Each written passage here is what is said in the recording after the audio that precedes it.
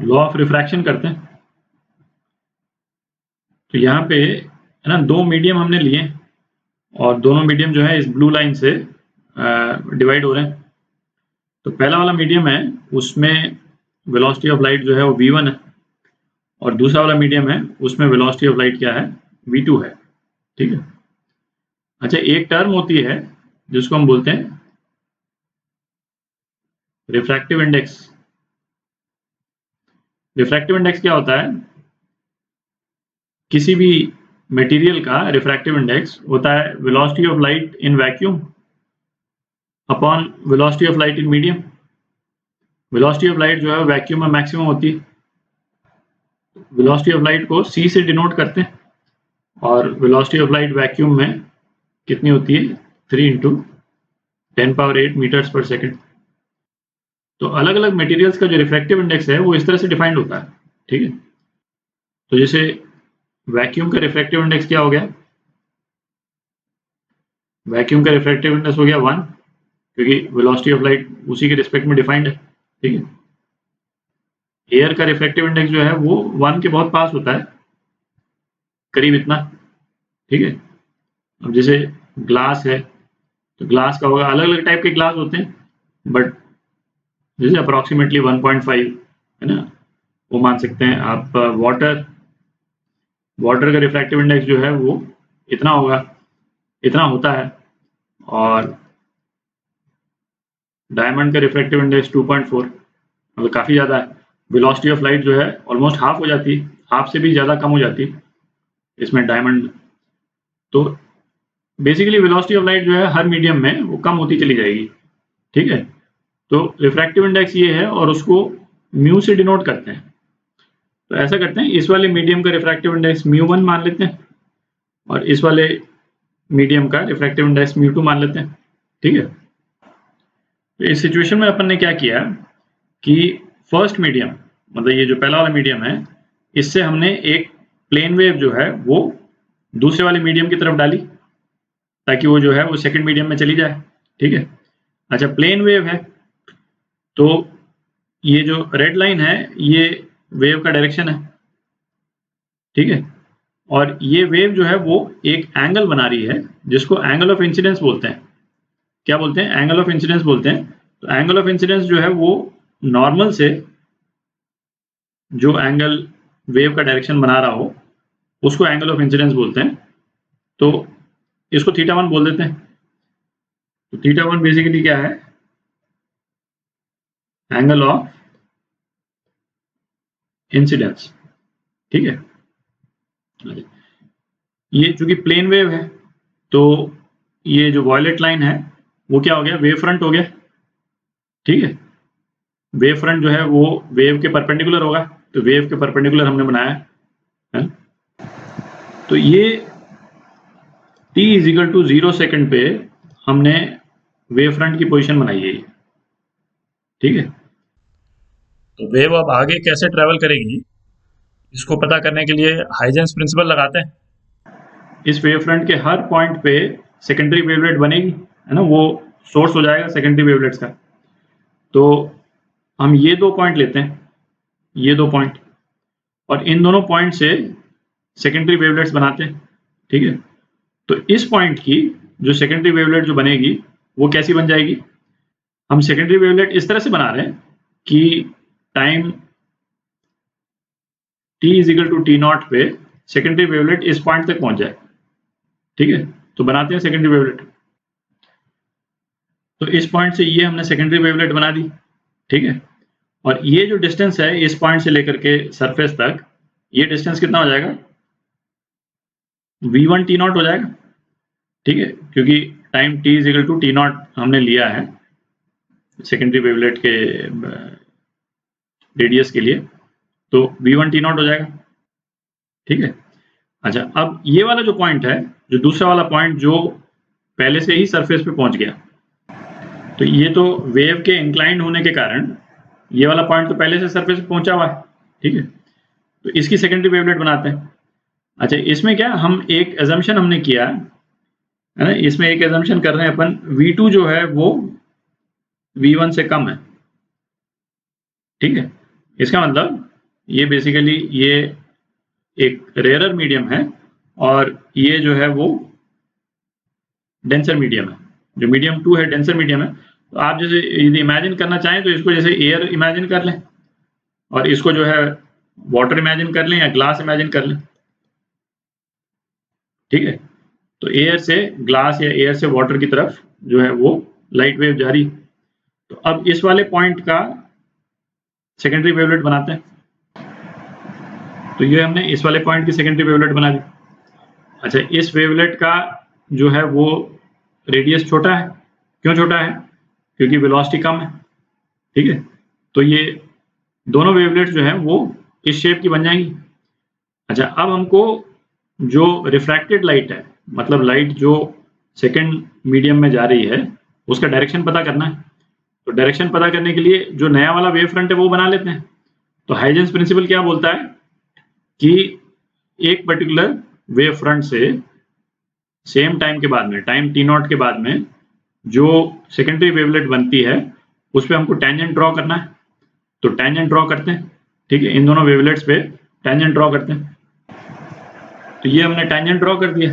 ठीक है, और जो अब वेव का जो डायरेक्शन है वो नए वाले वेव फ्रंट के परपेंडिकुलर होगा। ठीक है, तो अब ये वाला पॉइंट लेते हैं। तो इस पॉइंट के परपेंडिकुलर वाला पॉइंट कौन सा हो गया? वही जो इसके सेंटर से पास होगा। ठीक है, तो ये इस टाइप से हो जाएगा।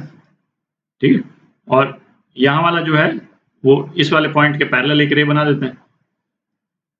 ठीक है, तो ये आपकी रिफ्रैक्टेड रे हो गई। अच्छा, रिफ्रैक्टेड रे इस नॉर्मल से एक एंगल बना रही है। ये नॉर्मल है, तो रिफ्रैक्टेड रे ये एंगल बना रही, दिख रहा है? इसको θ2 बोल देते हैं। तो ये θ2 जो है इसको बोलते हैं एंगल ऑफ रिफ्रैक्शन बोलते हैं। ठीक है, तो अब लॉ ऑफ रिफ्रैक्शन निकालते हैं।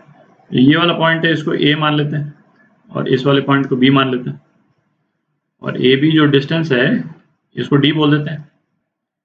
अच्छा, इस वाले पॉइंट को सी बोल देते हैं और जो ये वाला पॉइंट है इसको डी बोल देते हैं। तो बी सी कितना हो गया? B C V1 T not है। ठीक है, अच्छा, और ए डी कितना हो गया? ए डी यहाँ पे वेलोसिटी है V2 है। ठीक है, तो ये डिस्टेंस हो गया आपका V2 टी नॉट हो गया, V2 टी नॉट। ठीक है, अच्छा, अब ऐसा करते हैं, ये सर्कल्स हटा देते हैं दोनों, है ना, क्योंकि इनका पर्पस तो सॉल्व हो गया। इससे डायग्राम थोड़ा सिंपल हो जाएगा। अच्छा, इसमें अब ये वाला एंगल कितना हो जाएगा? ये एंगल θ1 हो जाएगा, दिख रहा है ना? ये 90 और ये भी 90 θ1, और ये एंगल कितना हो जाएगा? ये एंगल θ2 हो जाएगा। ठीक है, तो BC कितना हो गया? BC जो है वो d sin θ1 है। ठीक है, और AD कितना है? d sin θ2। दोनों को डिवाइड करते हैं और वैल्यूज डाल देते हैं। तो V1/V2 कितना आ गया? sin θ1 बाय sin θ2 आ गया, है ना? इन दोनों को डिवाइड कर दिया बेसिकली अपन। अच्छा, अब रिफ्रैक्टिव इंडेक्स जो है दोनों का μ1 और μ2 है, दोनों मीडियम्स का। तो μ1 कितना था? μ1 कितना होगा? C/V1, और μ2 कितना होगा? C/V2। मतलब इसको दोनों को यदि हम डिवाइड कर दें, μ1/μ2, ये कितना हो जाएगा? V2/V1 हो जाएगा। ठीक है, इसकी वैल्यू डाल देते हैं यहाँ पे। तो वैल्यू डाल करके हम सिंप्लीफाई कर दें। बेसिकली ये दोनों इक्वेशन अपन ने यूज कर ली। ठीक है, μ2 μ1 डाल देते हैं, तो क्या आ जाएगा? μ1 sin θ1 is equal to μ2 sin θ2। ठीक है, तो ये जो है वो लॉ ऑफ रिफ्रैक्शन है, इसको लॉ ऑफ रिफ्रैक्शन बोलते हैं। और इसको, इसका एक और नाम, इसका नाम है ना, जिस साइंटिस्ट ने इसको प्रोपाउंड किया था, स्नेल्स लॉ बोलते हैं। ठीक है, तो ये लॉ ऑफ रिफ्रैक्शन हो गया। तो अब इसको थोड़ा सा ना क्लीन करके इसका थोड़ा इम्प्लीकेशन देखते हैं। तो इस वाले केस में जैसे क्या था कि μ2 जो है वो हमने μ1 से ज़्यादा लिया था। क्यों ज़्यादा था? क्योंकि v1 जो है वो v2 से ज़्यादा था, ठीक है। तो इसीलिए μ2 ज़्यादा था। तो μ2 जो है वो डेंसर मीडियम है, ठीक है। तो हमने ये देखा कि लाइट जो है वो ये नॉर्मल है, ये जो येलो लाइन है इसको नॉर्मल बोलते हैं। तो लाइट जो है वो नॉर्मल की तरफ बेंड करती है। आपने देखा केवल वेलोसिटी में डिफरेंस होने के कारण लाइट बेंड कर गई, लाइट बेंड कर गई और नॉर्मल की तरफ बेंड कर गई, ठीक है। तो से सपोज यदि ये मीडियम है, ठीक है, और ये μ1 है और μ2 है, और μ2 यदि μ1 से ज़्यादा है, लाइट इस तरह से यदि इंसिडेंट हो रही है, ठीक है, और ये यदि नॉर्मल है तो लाइट नॉर्मल की तरफ बेंड करेगी। दिख रहा है? ओरिजिनली लाइट जाती तो सीधी ऐसी चली जाती, ठीक है, पर ये इस तरफ बेंड कर गई, ठीक है। और इसका जो कन्वर्स मतलब इसका उल्टा यदि हम लें μ1 जो है वो μ2 से ज़्यादा यदि हम ले लें, ठीक है, तो इस केस में क्या होगा? जैसे इस केस में θ1 और θ2, तो इसमें θ1 जो है वो θ2 से ज़्यादा था, ठीक है। इस वाले केस में क्या होगा कि ये नॉर्मल बना देते हैं, नॉर्मल हो गया, ठीक है। इसमें यदि लाइट इस तरह से इंसिडेंट है तो ये हम कर रहे हैं डेंसर से रेयरर मीडियम में जा रहा है, ठीक है। मतलब आप समझ लें जैसे वाटर से एयर की तरफ गया या ग्लास से एयर की तरफ गया, तो लाइट जो है वो नॉर्मल से अवे बेंड कर जाएगी, ठीक है। तो इस केस में θ2 जो है वो θ1 से ज़्यादा हो जाएगा। ओरिजिनली लाइट जो है वो सीधी जाती तो ऐसी चली जाती यदि दूसरा मीडियम होता ही नहीं, बट ये अवे बेंड कर जाती है, ठीक है।